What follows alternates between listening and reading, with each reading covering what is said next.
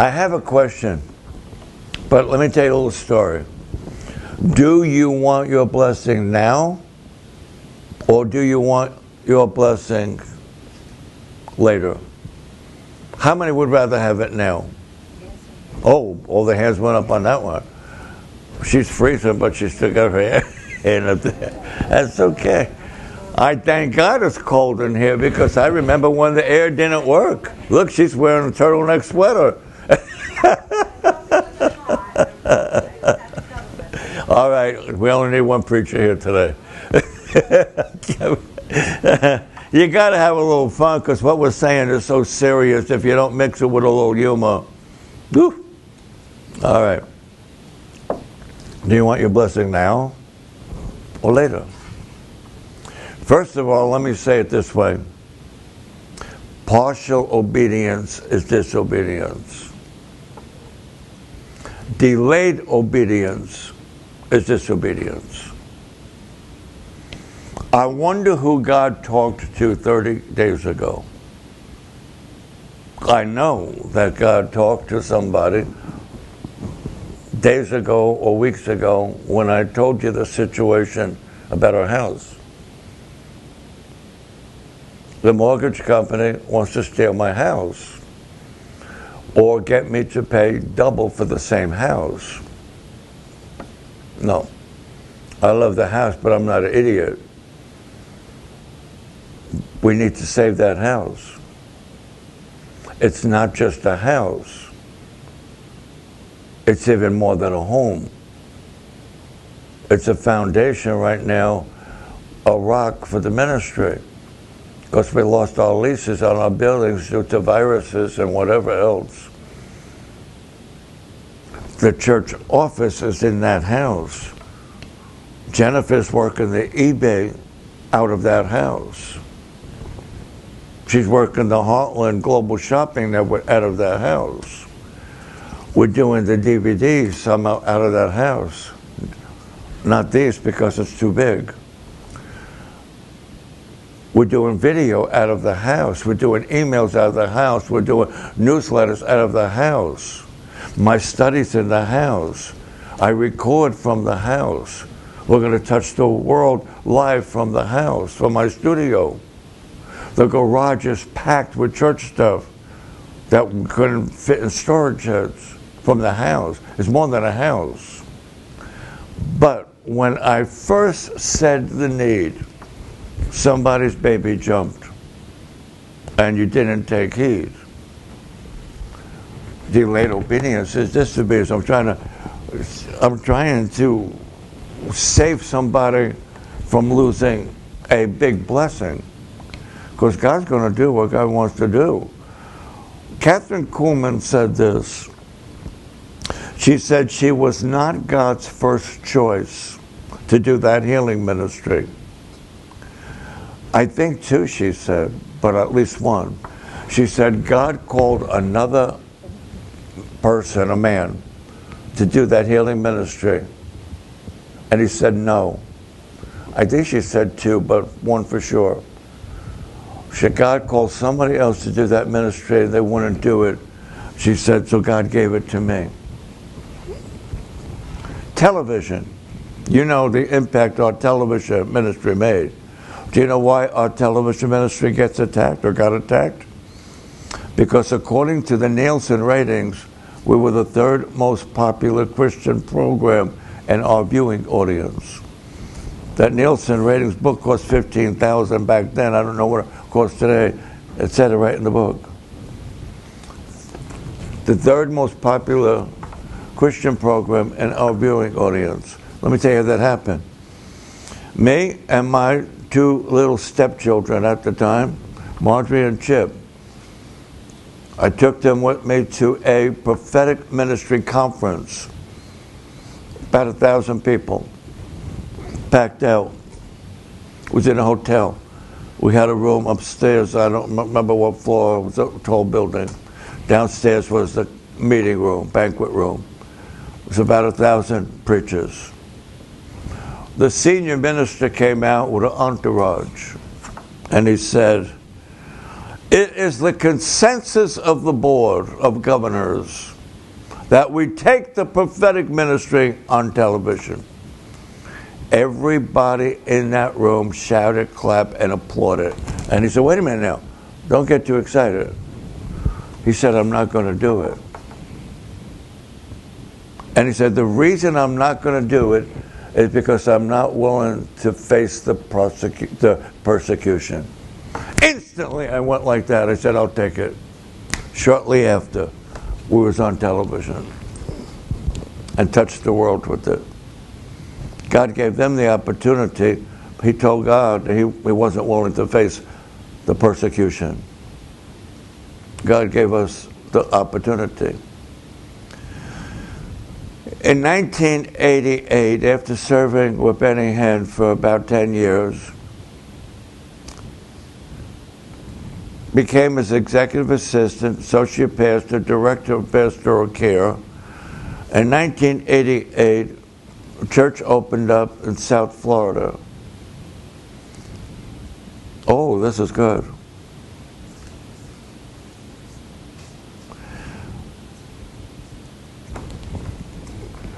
They had a church, a brand new building, wasn't even a completed building yet. The balcony was not even finished. The offices upstairs was not even finished. Nice building, 10 acres of land, just shy 10 acres of land. It was a church where they voted in and voted out pastors like they were hirelings. Well, the last pastor left with the money and the honey. The other pastor before him took a lot of people and went to another church in town. He's in jail up in Stark for killing 2 people in the church. They had a marijuana farm in the back of the church. Well, somebody else had the opportunity to pastor that church. He prayed about it for 3 months. By the time he got done praying, there was nothing left to that church but the board and the bills. And the only reason the board was still there is because they were signed as trustees at the bank. He prayed about it for 3 months. And then after 3 months, he decided it wasn't for him. God gave me the opportunity. I had several other opportunities to pastor. That one looked like the worst of the opportunities, even though it had a brand new, beautiful building. I said yes to God. And God opened doors. That was in 1988, September and August. Look what God has done since then. Woo! One said no, one said yes. Well, I had a car, and the kids called it White Tiger. It wasn't really white, it was like a slime green hunchback Toyota. It had a hatchback to it. The kids called it White Tiger. Well, their mother wasn't there, and now I'm go there to pastor this struggling church, and I got 2 little kids. But I'm preaching every night someplace. I would go out and preach and all around Florida, and I would get back sometimes at daylight, and I got these 2 little kids. So it turned out I had to homeschool them. So now I'm their stepfather, I'm their pastor, and I'm their principal. And every day we would leave around noontime or by 3 of the latest, get in the car and drive to another town to preach. And a lot of towns where I went, revival would break out and we would stay weeks or months. But I would drive back and forth to home. 2 kids, White Tiger, homeschooling, and White Tiger, she got tired. She got kaput. beyond repair.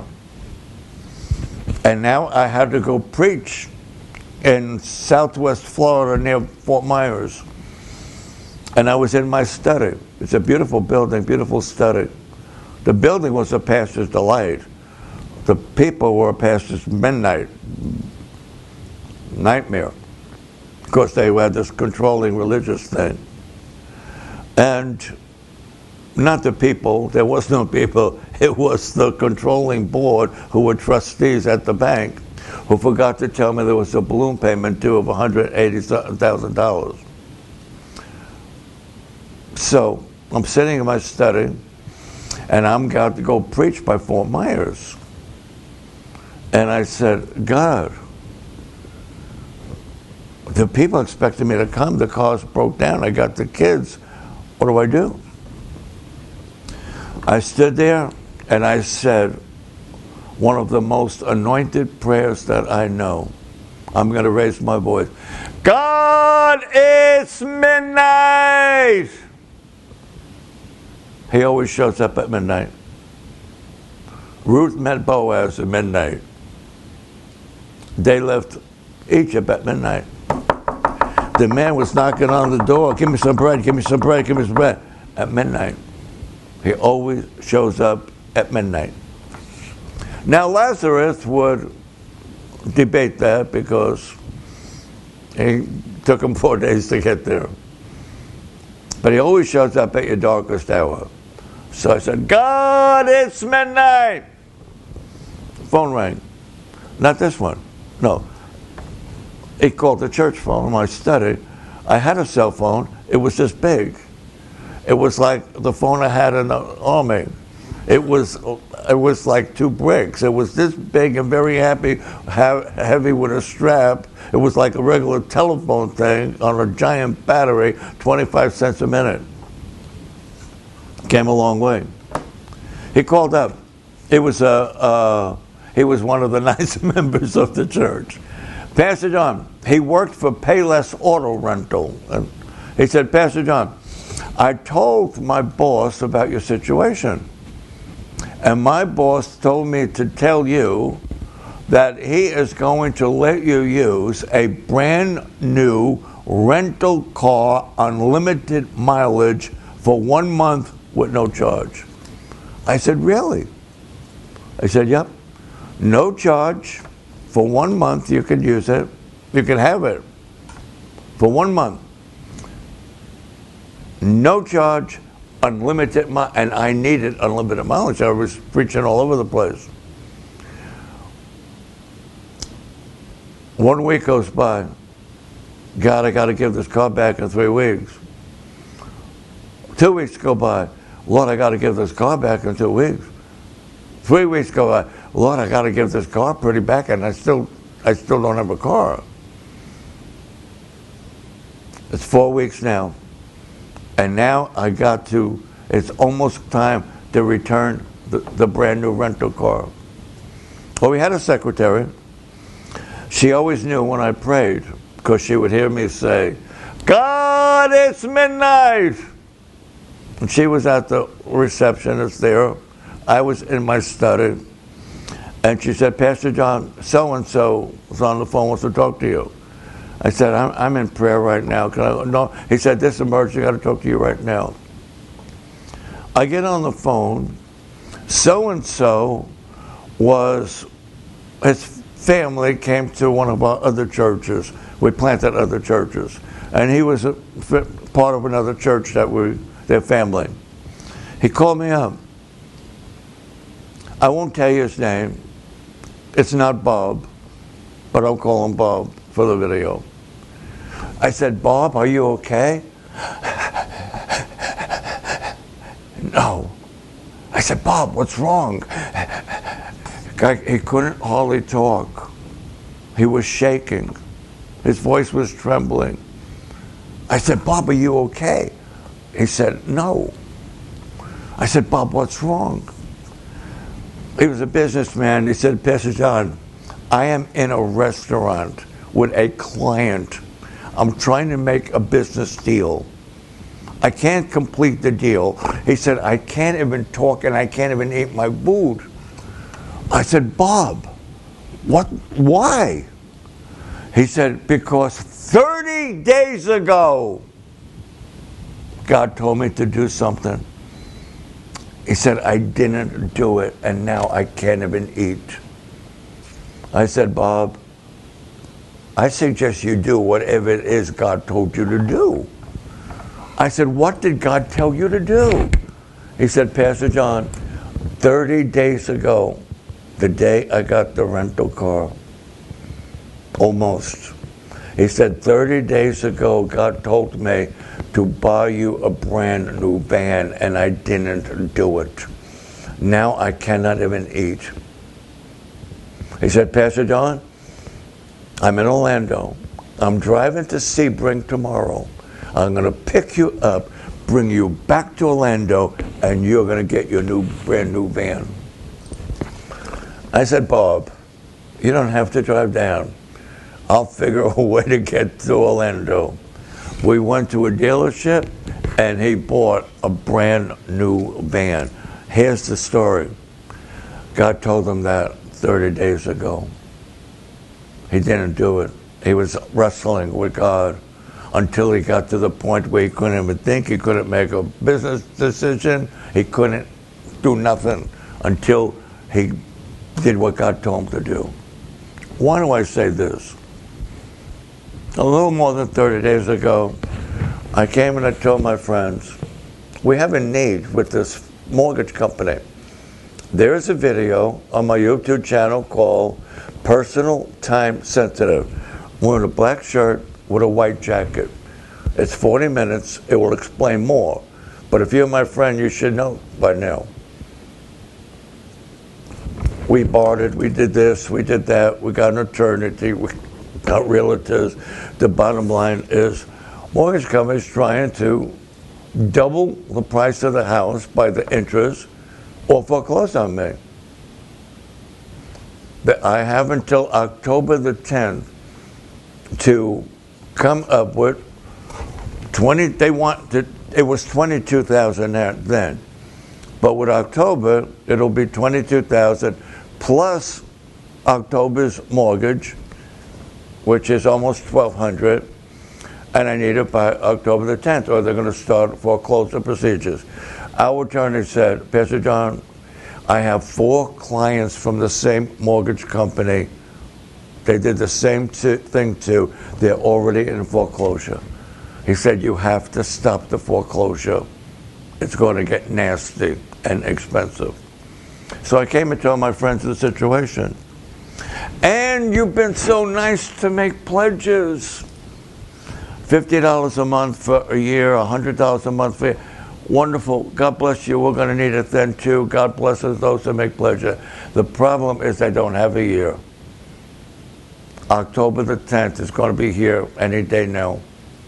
If you could pay a portion, as much as you can on that pledge now, and then pay the rest later, or call me and say, Pastor John, I'm going to have this much by October 5th, and this way I know what I'm dealing with. Otherwise, I got to get deep involved with the attorney, and I don't want to do that. I wonder who God talked to a month ago, and you're still wrestling with God, waiting to see who else is going to do it. My ministry got on television because somebody else didn't. They said no to God. Catherine Kuhlman got in one of the biggest healing ministries because the person God originally talked to said no. And I forgot what the other story was. What was the one on television? And the car and Catherine Kuhlman. When God wants to do something, He's going to do it. And He gives people an opportunity. Because He wants to bless them. He wants to bless you. Don't miss your blessing. Let no man rob your crown. Obey Him. If God spoke to you, don't wait to say, well, we're going to say, if He has close to it, then we'll give up. No. Why would you torment me like that? Why would you tease me?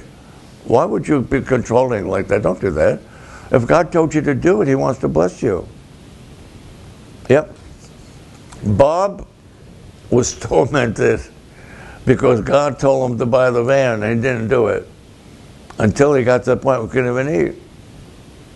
Me and the kids, we continued to homeschool for a while,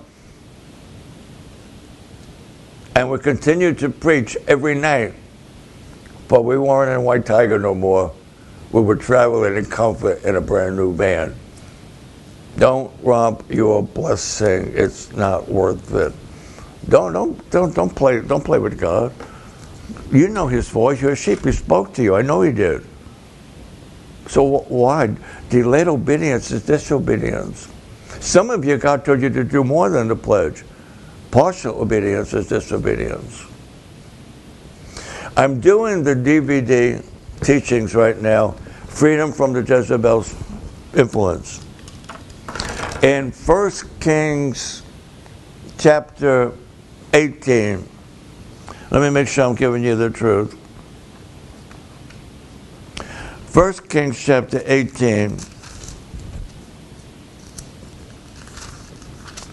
1 Kings chapter 17, talks about how the prophet got in trouble and had a need because he confronted Ahab and Jezebel. And he said to Ahab, it's not going to rain till I say so. It caused a 3-year drought. He confronted the person who had all the money he needed to pay off the house, or get the church building, or pay for the TV time.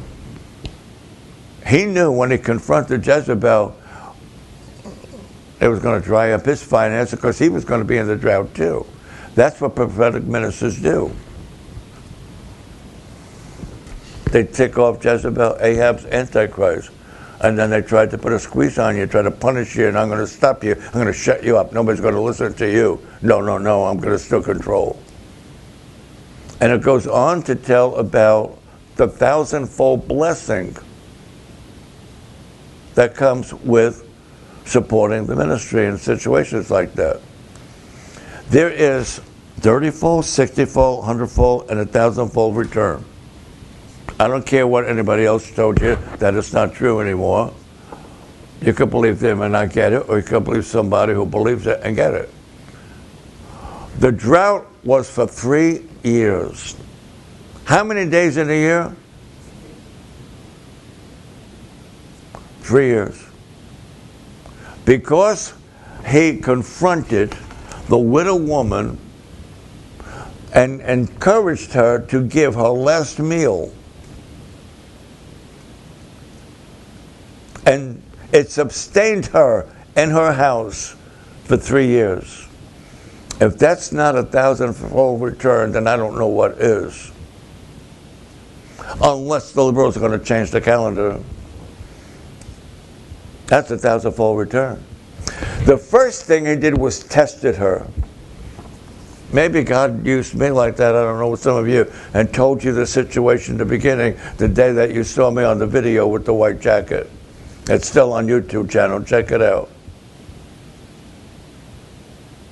That was the first offering when he said to her, fetch me some water.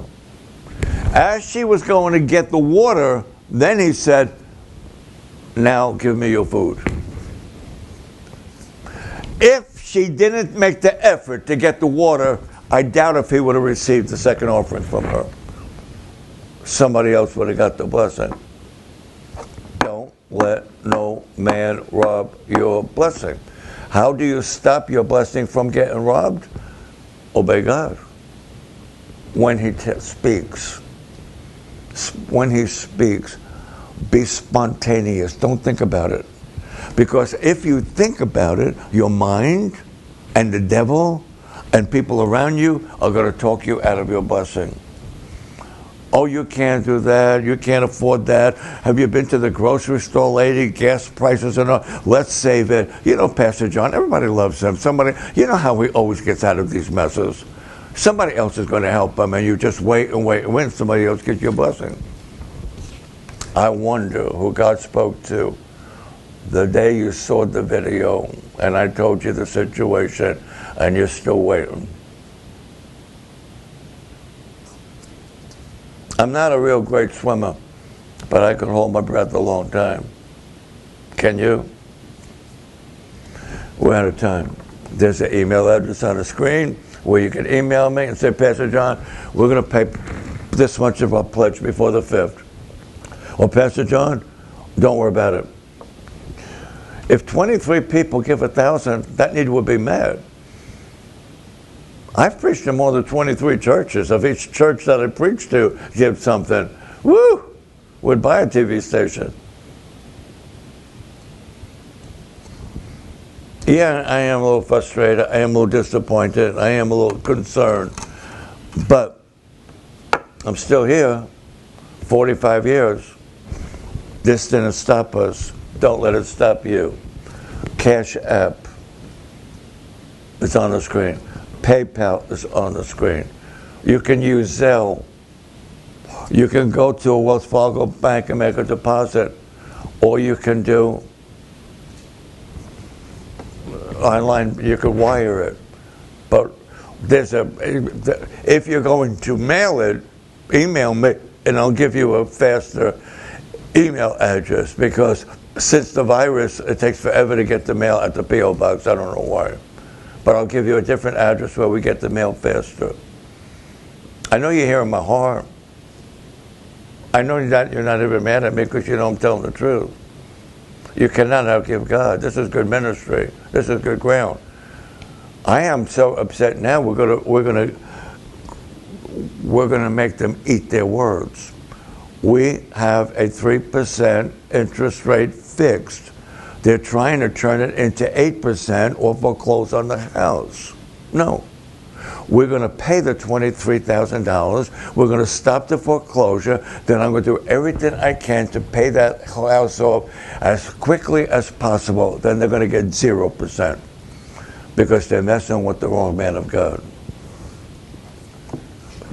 Do you want to get in on the blessing? I want you to.